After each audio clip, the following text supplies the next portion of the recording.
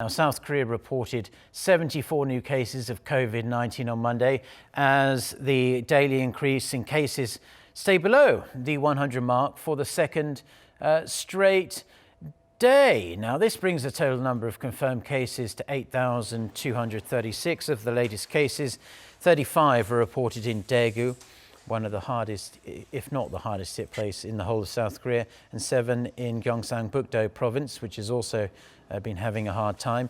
Gyeonggi-do Province saw 20 new cases amid a cluster infection at a church in Seongnam, so that's going to be something to keep an eye on. No additional tests were reported, fortunately, with the death toll in South Korea remaining at 75.